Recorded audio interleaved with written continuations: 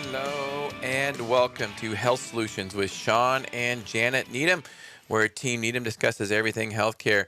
I am your host, Sean Needham, along with my wonderful wife, Janet, and we will be interviewing Corey Little from um, uh, Corey Little from Corey Little Coaching, and we're going to talk about the psychology of fitness. And he's got some really good stories, personal stories that started out when he was in junior high, and how it really changed his life. So it's really going to be pertinent for our radio show. You guys don't want to miss out. First, I do want to talk about a little accident that happened over the weekend.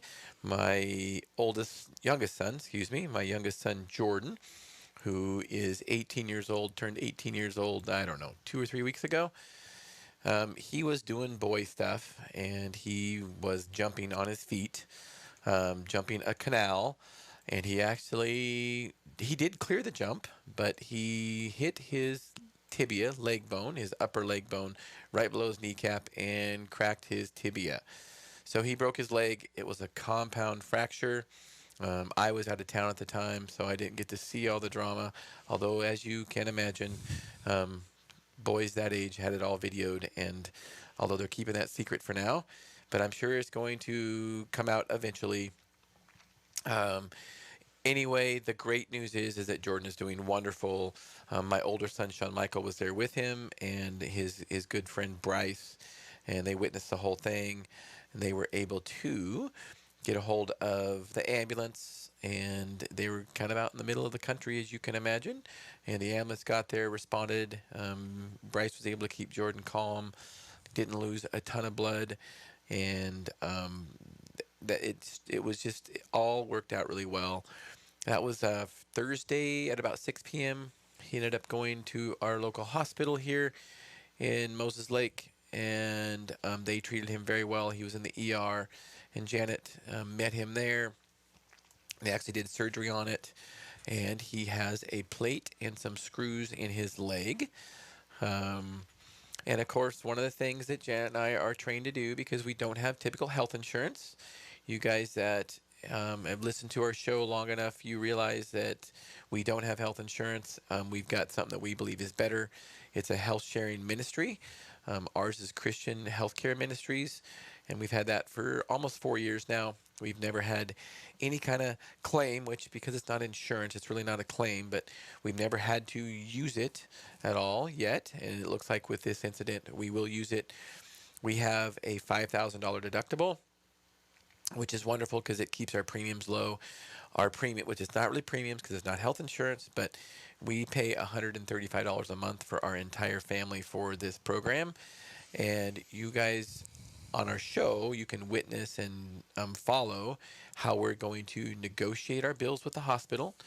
We first of all tell them that we're a cash paying customer, so we want cash discounts. And then when we start getting the bills, I will be calling and I will be negotiating prices with them so we get the best possible discount we can. And the best news is that my son is doing wonderful. The Everything from the ambulance ride to the surgery and to the post care was awesome.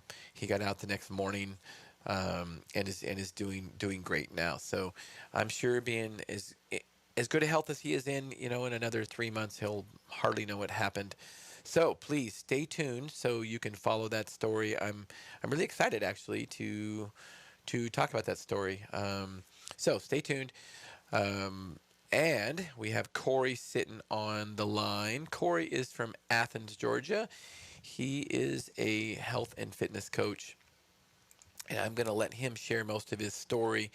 One thing I will say is that he's got an incredible story about a pediatrician that changed his life when he was in junior high school in basketball. And I am just going to let Corey take over from there. Corey, tell us a little bit about your stories.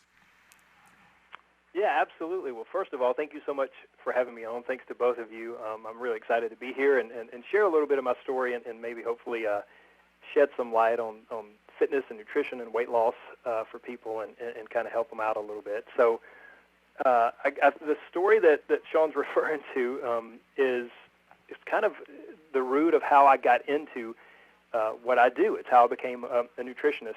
and a weight loss coach and a trainer and so forth. So it all started back when I was, just like you said earlier, when I was in junior high school, when I was in middle school. I made the middle school basketball team, and that was like one of the coolest things that could ever happen when you're in middle school. You know, it was fantastic, and I was so excited about it. And in one of the early games of the season, we were getting close to halftime, and I remember thinking, I feel really strange. Like, I don't feel that good. But you're a kid, you know, like you said with your son. He broke his leg. He'll be fine. And, you know, in a few weeks, it's just the way kids are. So we get to halftime, and I remember thinking, I don't just feel weird. I feel really bad. And the halftime buzzer rings, and I walk over to my coach, barely. I stumble over to my coach on the sideline. I put both hands up on his shoulders, and I throw up all over his shoes. And like, as cool as being on the middle school basketball team is, that's equally uncool. Like, that's not what you want to do at a middle school basketball game with all of the fellow students watching and stuff. So we rationalized, my coach and myself and my mother. We thought, you know what, maybe I just had something bad to eat. Maybe I just got a little too hot, or I had food too close to the game. And, you know, it'll be fine. Well, a couple games later, the same progression started happening. And fortunately, that time my coach spotted it, and he took me out of the game. He was like, no, you're not going to throw up on my shoes again. I guess he was worried about his shoes. So he takes me out of the game. And then my mother, being, of course, a fantastic mother, she says, you know, we've got to figure out what's going on here. So she takes me to my pediatrician, the only doctor I'd ever seen at the time. And my pediatrician at the time was 94 years old. She was our family pediatrician. She had been my mother's pediatrician.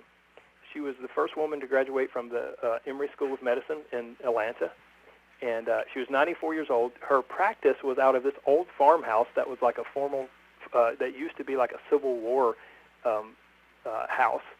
And I'll never forget when we would walk into an appointment with her.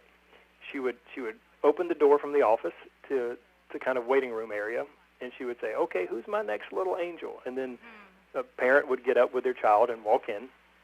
And I'll never forget, every time my mother and I would walk in, Dr. Denmark, that was her name, she would sit down with me and begin, doing an examination or whatever. And my mother would take a $5 bill out of her purse and hand it to Dr. Denmark, and she would pull out a drawer and shove it into the drawer. And I remember as a child when she pulled the drawer out, it was just like about to just billow over with like $5 bills, and she would just shove it in there and then shove the drawer closed, and then she would take care of me. She would figure out what was going on. So that was kind of my first experience with doctors and what a doctor was like. My pediatrician wound up to she practiced until I'm pretty sure until she was 102. Wow. And then at that point she lost her vision, and so she couldn't practice anymore. And then she lived until she was 114, and it was amazing. I attended her 110th birthday party, but just an amazing lady, an incredible lady, and just such a blessing to have her as a pediatrician. But in that appointment that my mother took me to with her, she determined that I had exercise-induced hypertension, which basically, just for any listeners that aren't familiar with this, it basically just means that when I would exercise, my blood pressure would go way too high, and my body wouldn't regulate it as well as most people's do. And so then in an attempt to get me to stop the physical activity, my body would just make me feel terrible. It would make me feel lightheaded and faint and nauseous and eventually throw up and so forth. So being an incredible doctor who charged $5 per visit, she refused to put me on any medication at the time. We weren't asking for that, but she never even thought of that as a possibility. What she said was, make these nutritional changes, make these changes to what you're eating, and then check back with me in 2 or 3 weeks and let's see how things are going. And I made those changes to my food at the tender age of like 12 or 13 years old, and I never had the problem again. And so while I think I didn't even realize it at the time, it was kind of seared into my brain like, wow, the foods that we eat or don't eat and the liquids that we drink or don't drink really have a powerful, powerful impact on how our body feels and how our body performs. So I can pause there, or I can continue going to, if you'd like, just let me know. No, well, so a couple observations I have, and I'll let Janet ask you some questions too, is that, on this show, we also talk about pricing of healthcare. And it was about 30 years ago. Is that correct, Corey? Right at 30 years ago. Mm-hmm. 30 years ago, and we have a doctor that was charging $5 for a visit. Now, I get it. That was probably a little bit less than the norm, but now an average visit, I don't know the exact number, but in a traditional medical system, a visit is over $300. And that inflation doesn't compute at all. It just tells you how we've had skyrocketing costs of healthcare. And I am so glad that you found that doctor and she changed your life nutritionally. So, Janet, do you have anything to add to that? I do, Corey. So, since I have teenagers in my house and probably have parents listening, let's identify some of those nutritional deficits or intakes that you were taking that you eliminated. Well, for her at the time, really the only thing that she did for me then was she primarily wanted me to eliminate caffeine, which, all of us, we realize caffeine is a, vasoconstrictor, and obviously as our blood vessels contract, then we have, it causes higher blood pressure. And so that was, I guess, her first, her first suggestion. We're going to eliminate any and all caffeine. And I'm from Georgia, and Coca-Cola was founded in Right. in the South. Everyone drinks Coca-Cola, and if you don't drink Coca-Cola, you drink sweet tea, and so it's all loaded with caffeine. And so it was a process of eliminating these things. But once I did it, it worked. It worked beautifully. And to this day, I'll also notice, like I do consume a little caffeine now that I'm, an old man, but now I'll notice if I do have a little too much caffeine, I can feel those similar effects that I felt in middle school. So, yeah. But you may have been sensitive just because of your body size and age and maybe overall. So looking at nutrition was a good place for her to start, for sure, because it's not common that we get teenage, young, junior high age, coming in with symptoms like that. And so that was really spot on. Good for her and you. So I'm assuming that you've continued on that journey. So can you just kind of give us a little backdrop of how you ended up becoming a trainer or a bodybuilder? Yeah, no, absolutely. Thank you for asking. So that was kind of the spark, I think, that I didn't even realize at the time. I continued playing basketball into high school, and then when I got into high school, I was this scrawny little kid, and which maybe supports your theory that maybe I was extra sensitive to caffeine. At the time I was having too much for my body weight, but when you're a scrawny kid playing basketball in high school, they throw you into weight training. And weight training, my body just responded very quickly, and I really enjoyed it. I really enjoyed the workouts. And so I kind of fell out of love with bodybuilding, out of love with basketball and in love with this sport called bodybuilding.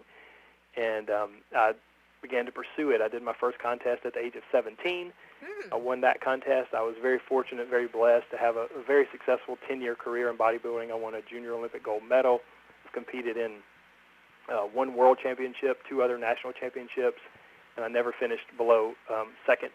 So I've been very fortunate to have a great career in that. With that, as I studied bodybuilding, because I grew up on a dirt road in a little small town, and in 1995, when I started, there was certainly no Google. I mean, the internet was in its infancy, and there were no bodybuilding coaches around. So I just began devouring any books I could find on the topic, any magazine articles, and everything I read talked about the power of nutrition. Workouts are important, yes, but it's really all about what you eat. And so it was easy for me when I went to college, I'm going to study nutrition. So my first degree was in allied health, and then my second degree was in nutrition science. And then in 1998, I became certified as a trainer a little before I graduated from college. And so it just kind of took off from there. And I remember in the early 2000s, I felt like, this crazy guy preaching and, nutrition to everyone. Right. And nobody wanted to hear it in 2001, 2002, but now people do understand the power of it more. But that's how it all went. And then my transition from bodybuilding to kind of more of what I do now, I still coach some competitors, but I really work a lot more with people like Sean referred to earlier, just kind of on the psychology behind successful weight loss and successfully changing our body and changing our health long term. So that's a great story, Corey. Thank you for sharing that. And that leads us into our first commercial break. You're listening to Health Solutions with Sean and Janet Needham, where Team Needham discusses everything healthcare. I just wanted to also go on a tangent on that, is that, one thing that my brother has said before is that, and he's a bodybuilder, is that you cannot exercise your way out of a bad diet. That's a very, very important concept, to not being able to exercise your way out of a bad diet. So let's go to our first commercial break, and you'll see us in a couple minutes.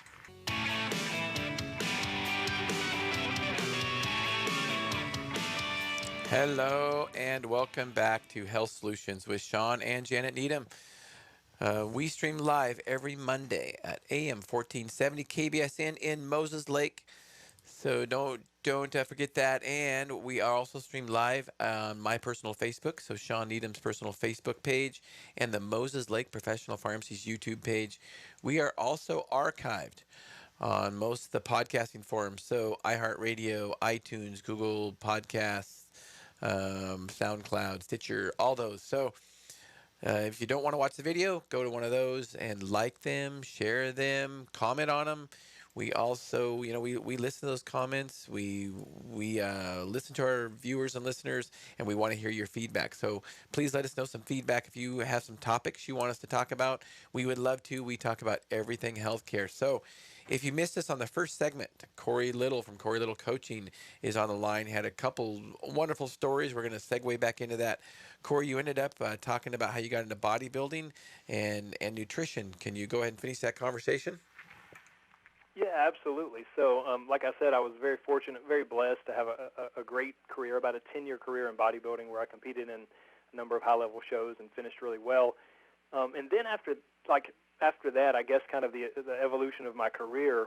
So I was this, ultra Mr. Fit fitness professional, and I was excited and, fresh out of college, 2 degrees and, in health and nutrition, and ready to change people's lives. And I was like, I just discovered that maybe I wasn't that good at it. Like, why didn't everyone want to do what I did? Why didn't everyone want to work out all the time and, eat grilled chicken and steamed broccoli all day long? And so it really bothered me. It really aggravated me, and it kind of sent me back to the drawing board. So I began, I kind of really stopped studying nutrition as much, because I knew more than enough to help people. I knew enough to coach people to stand on stage at a national bodybuilding show. So I stopped studying nutrition, and I began studying psychology and, how do we form habits? How do we change habits? How do we break habits? How does our self-talk impact the different choices we make? And I'm very fortunate. I live in a university town, so I was able to consult with different medical doctors, with different psychologists who had written books on similar topics, and it was just a really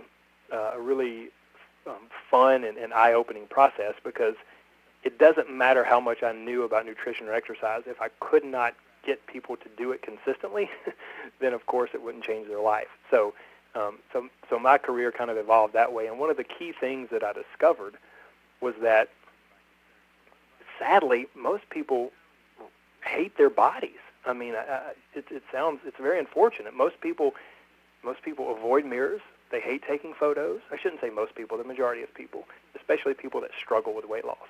And then they have what I call this bully in their brain that just beats them to death. It just beats the crap out of them, telling them how they're no good and how they, how they're too fat and they're unhealthy and so forth. And so it kind of became my new crusade to number one, to teach people how to kind of defeat that bully in their brain, to learn to love their body into results instead of hating. Like, that's the thing. People feel like, okay, if I get disgusted enough with myself, then that will propel me, that'll motivate me to results, when I believe the exact opposite is true. I believe that you can't hate your body into results, and if you do, you'll resent what it took to get you there, and it'll never be fulfilling. So my kind of mission, my crusade, is to help people to overcome that bully in their brain and to love their body to results, to love their body to success, taking small steps rather than the crazy, extreme diets and weight loss challenges that are out there.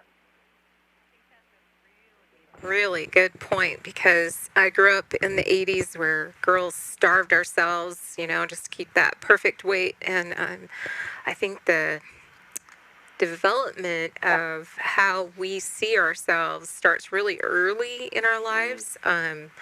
And, media and social media seems to exaggerate that a lot. And to come from the side of psychology is a really good point, because many times when I even talk to my kids about the nutrition and working out, both of them do an excellent job of that. But it really came down to a point where they made that decision that, hey, I'm not going to be that wimpy person, or I'm not going to be that kid that's overweight, and I'm going to do something about it.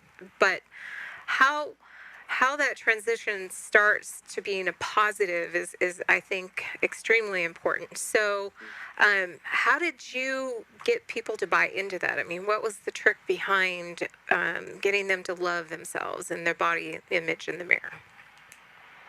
That's a phenomenal question, and honestly, it's an ongoing process, because it's an ongoing process that I work through in my coaching group, because people are so attached. You made a fantastic point. In this day and age of social media, we are inundated with images of what fitness should look like. All we see is, forgive me, if you look on Instagram, it doesn't take long. All we see are pictures of abs and, six-pack abs, and then what I call insta booties. All these females who look like they're, belong on the cover of a fitness magazine. And then before we realize it, in our mind, that's what successful weight loss and fitness success looks like. And I'm here to tell you, because I've stood on stage, I've done photo shoots for magazines. That's not accurate. That's right. Not true. And when someone is at that point when someone has achieved that appearance, number one, it's fleeting. You cannot maintain it for long. And number two, it's miserable getting there. But it's like the general public has been duped into thinking, well, if I can't get there, well, then I'm a failure. And so everything I just explained are some of the tools that I use to help people buy into this and understand this. Like, you can look however you want. And if you want to have six-pack abs and an insta booty, well, you can do that, and I'll help you get there. But just understand you're not going to have any life. Right. Getting there, you won't have any life. And so if you're willing to make that trade, well, fine. But if you want to have a full life, a fulfilling life, then there's a middle ground that you can achieve. I call it the magical middle. I teach people to live in the magical middle, where they can achieve the goals they want with their body, where they can lose that 20 pounds or 30 pounds or 50 pounds, and they can begin to love themselves in the process, but still enjoy the crap out of life, still have fun doing all the things they want to do, and going out to dinner with their friends and celebrating and having a piece of birthday cake at their child's birthday party, all of those sorts of things. You can balance those things out, but not if you're obsessed with getting abs and, all the other stuff.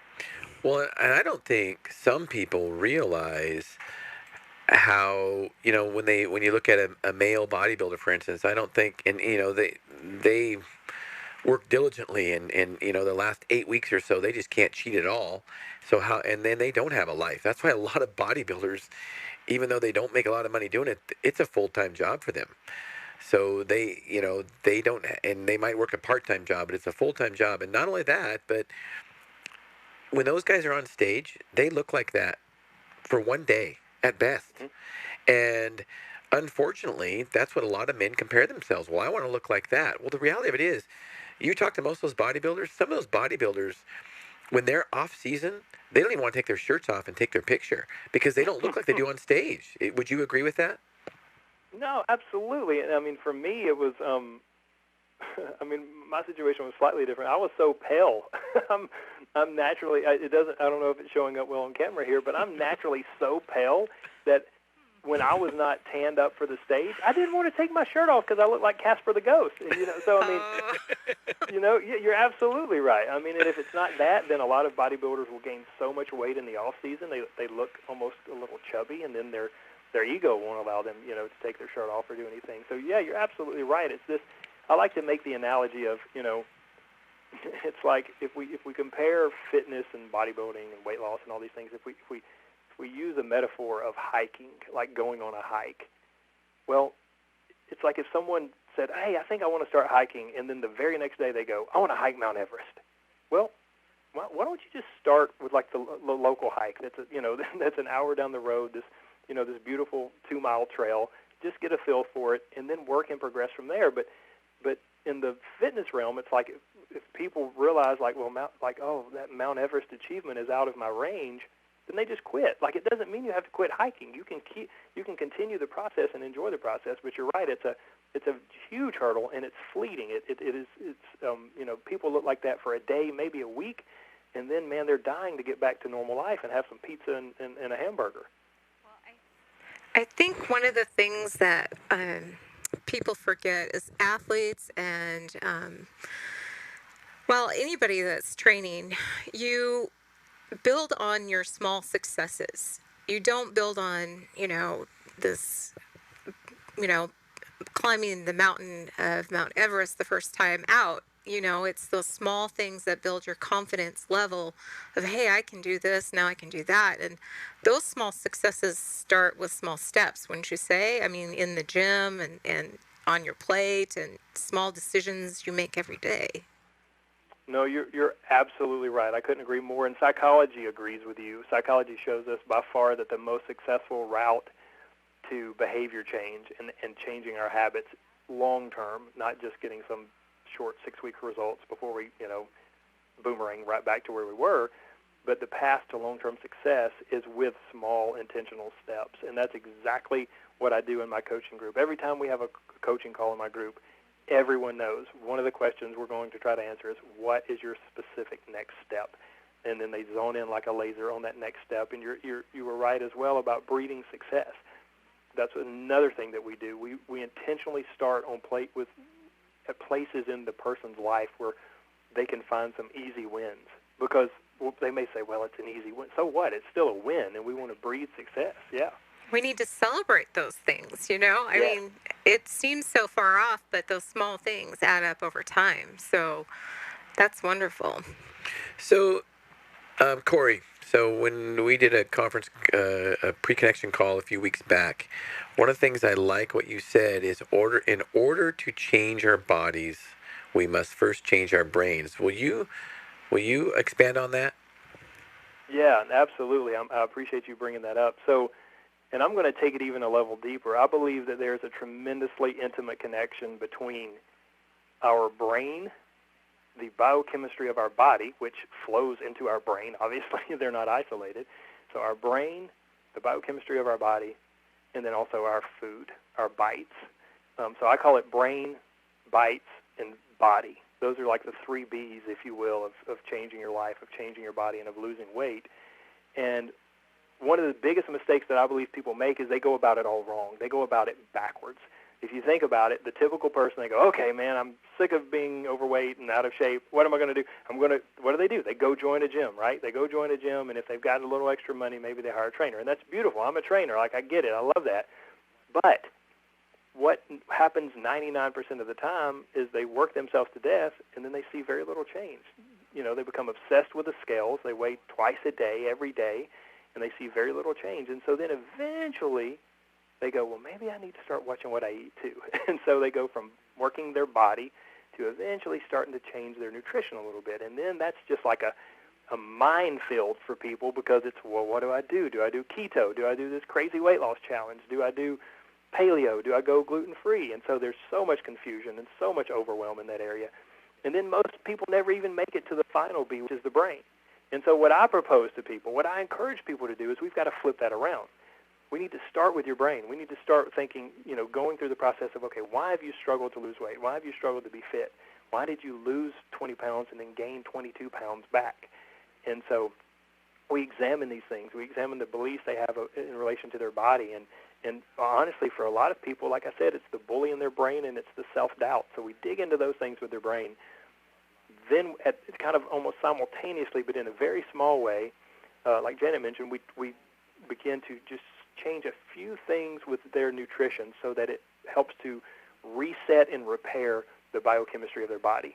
So then we have this tremendous synergy, because we're changing the way they think about weight loss and the way they think about their body, and then we're also changing the biochemistry of their body. So there's this beautiful synergy where they're moving forward, breeding success, and really starting to get some traction and start to believe in the process. And then lastly, we bring in some activity. So we literally flip it. We do, instead of going body, bites, brain, we go brain, body, bites.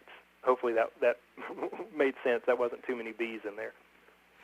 No, that's an excellent point. I think about some of the things that my youngest son has talked about with different things that he's tried.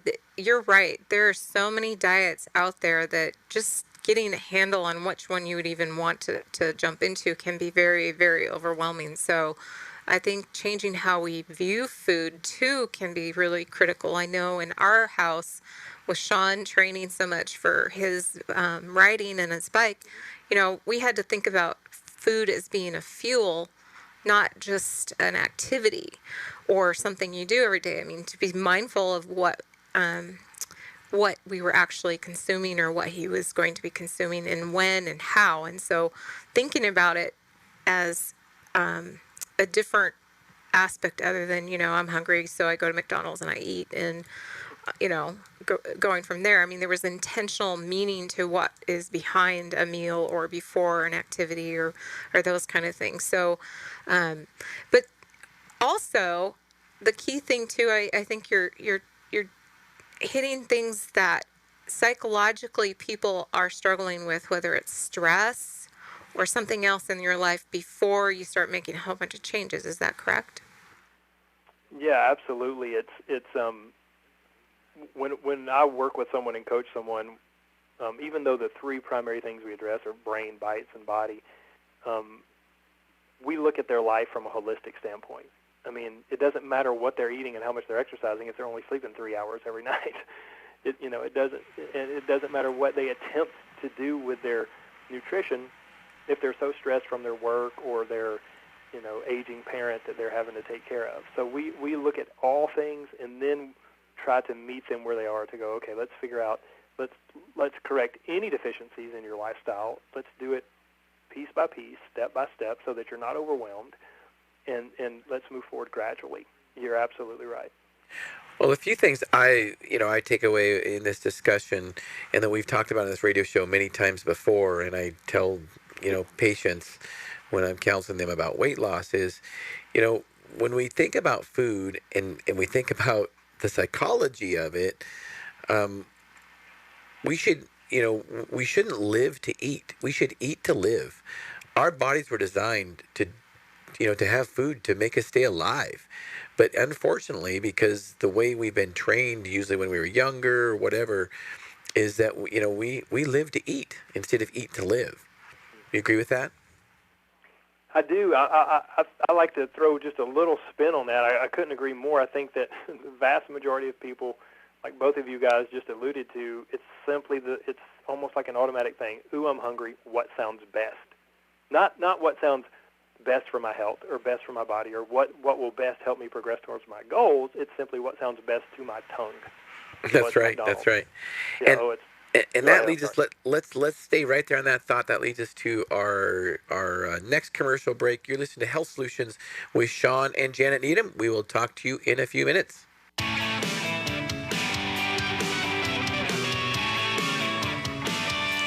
Hello and welcome back to our third and final segment of Health Solutions with Sean and Janet Needham. You can listen to us every Monday, 1 to 2 p.m. Pacific Standard Time at AM 1470 KBSN or on my personal Facebook page or the Moses Lake Professional Pharmacy YouTube site. If you missed our first two segments, we have Corey Little from Corey Little Coaching on the line. He is talking about if we can't, in order to change our bodies, we need to change our brains.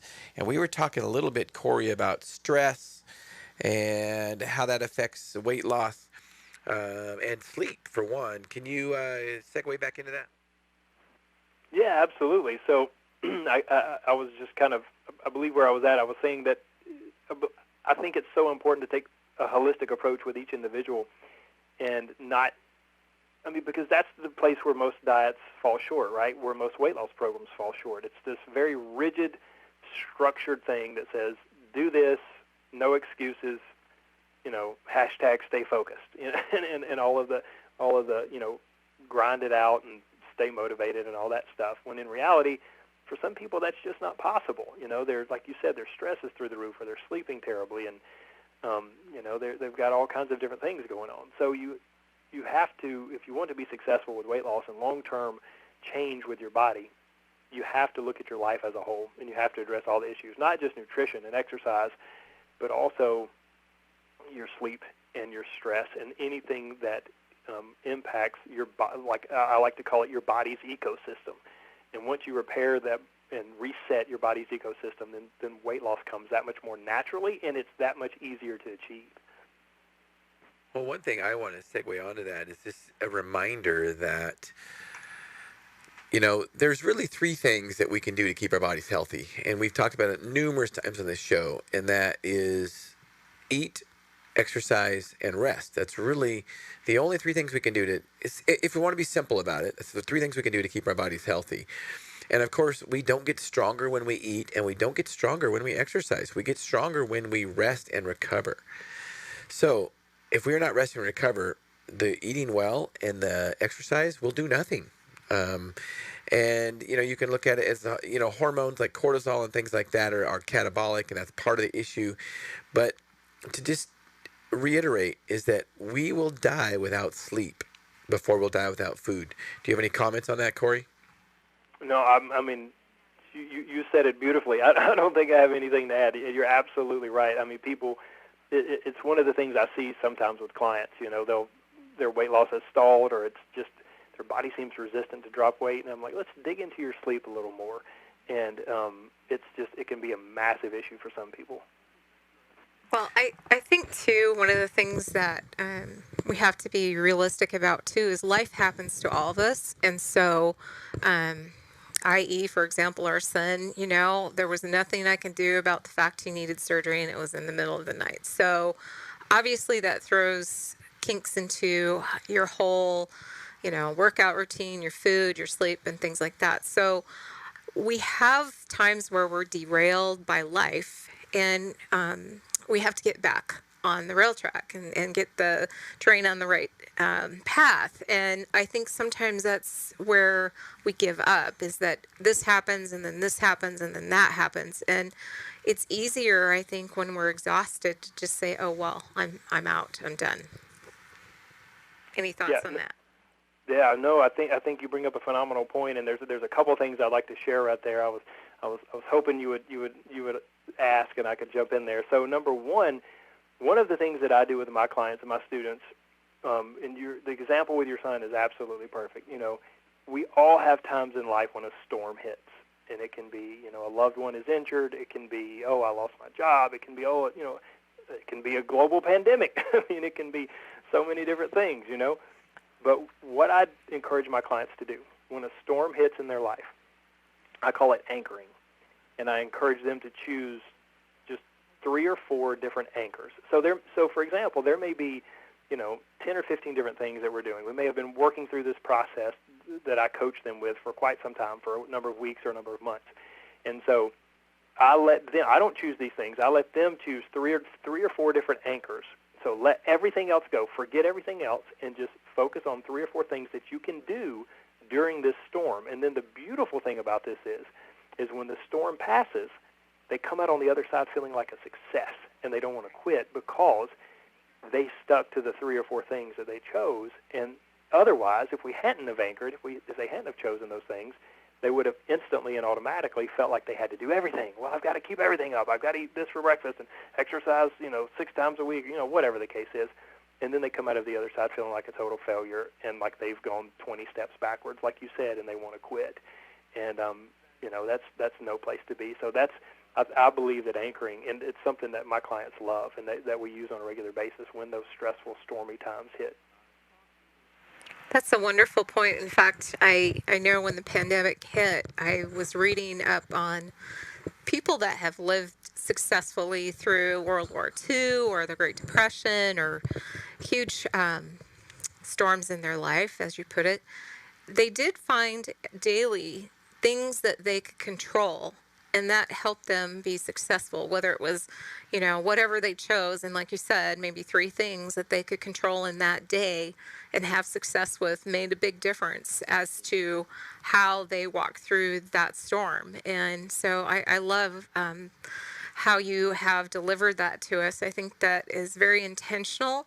And even right now when we're struggling with, I want to be able to do this, but I can't there are small things that we can do in everyday life that we can hold on to that control with. And I feel like goals are more successful when we're more realistic too as to what we have control over and what we can achieve. So I imagine elite athletes are very similar to everyday people, that we all have this mountain that we want to achieve, but really, again, you're bringing it back to small steps, and small steps leading to more accomplishments. So I love how you are training your people. So do you offer this in group, or is this individual, or how do you approach your clients? No, yeah, absolutely. So I do both. I have one-on-one coaching that I offer, and that is primarily for higher-level athletes or competitive bodybuilders or figure competitors, because it's such a highly customized process, and I'm a bit limited in my availability because my time and energy is limited. I'm a bit limited in that, but I do offer that one-on-one coaching service. But really, the most popular thing that I offer is kind of what I call my inner circle family, and that is where I have a step-by-step program, kind of a course or curriculum, if you will. It's a step-by-step process that people go through. I call it Live Life, Lose Fat, and the name is very intentional. I want people to be able to lose fat, to lose weight while living life and enjoying life. And so within that inner circle, people go through that program, and then they have there's a private coaching group where I coach them along the way, and it's just an incredibly supportive and loving and caring atmosphere where everybody's kind of going through the same process. And some people are further down the road, and so they can be like a big brother, big sister, and lend a hand, and then other people are, just starting the process. So I do offer both one-on-one and group. Tell us, Corey, about retraining and renewing the brain. Yeah, how much time do we have? That's one of my favorite topics by far. And like I said, I believe we have, and I've said it maybe 2 or 3 times already, but I want to say it again because I think it's so powerful. I believe that most of us have what I call a bully in our brain. And sometimes it whispers at us, and sometimes it screams at us, but it's never for us. It's there's a gentleman by the name of Shad Helmstetter. He's got his PhD in psychology, and he's a specialist in self-talk. And he said that we have over 80,000 thoughts per day. Over 80,000 thoughts per day, and over 75% of those are negative. They're negative thoughts. It's just the way our brain works. It's the way it's wired. And so until we become aware of that, until we become aware of the fact that every thought that flies through our head is not actually intentionally thought by us, our brain's just kind of on automatic. It's on autopilot. So once we become aware of that fact, okay, wait a minute, these thoughts are not what I'm intentionally thinking, and I have to become aware. I have to, for me, one of my favorite examples of this is actually from the Bible. It's a quote from the Bible. We have to take captive every thought. We have to take captive every thought to go, okay, wait a minute. Does this serve me? Does it help me get to where I want to be in life and with my body? And if it doesn't, well, then I have to actively refute it. I have to step up against it. And so it's a process. That's the thing. I equate this process of changing your brain and retraining your brain and using this to lose weight very much to like planting a garden. When you plant a garden, at first you put in a lot of work and you think, God, is this even working? I don't even see anything happening. It's not producing any fruit. It's not giving me anything. But it's working below the surface, below the soil. It's taking root. And then if you nurture it and you continue to practice and do the things you need to do, that garden will be a beautiful thing that will produce fruit and give you what you need for months and months or maybe years to come. The process of changing our brain, of retraining our brain and changing our body is exactly the same. It's exactly the same. It's like we're planting a garden, and at first there's a lot of work, and we wonder if it's even working, if it's even doing anything. And then as we get deeper into the process, we begin to see the fruits of that labor. We begin to see things, see our body changing, feeling it changing. We begin to realize, well, I'm actually thinking different. I'm much more kind to myself. I'm not beating myself up as much. I'm starting to believe in myself more, and it's a beautiful thing to see. In case you can't tell, I love it. I'm passionate about it. Well, that is awesome. And we love hearing these stories, and it sounds like you're helping so many people. And I appreciate you being on our show today and taking your time out of your busy schedule. So we have about 2 minutes. So in 2 minutes, Corey, how would you like to sum things up with your words of wisdom, and let us know how listeners can get a hold of you? Absolutely. So the number one thing I would say is just to anyone out there who is struggling with weight loss, who's struggling with their body image, struggling with their self-confidence, just, I know it sounds hokey and silly, but you can do it. I don't care how many times you've tried and failed. I don't care how many times you've struggled. You can do it.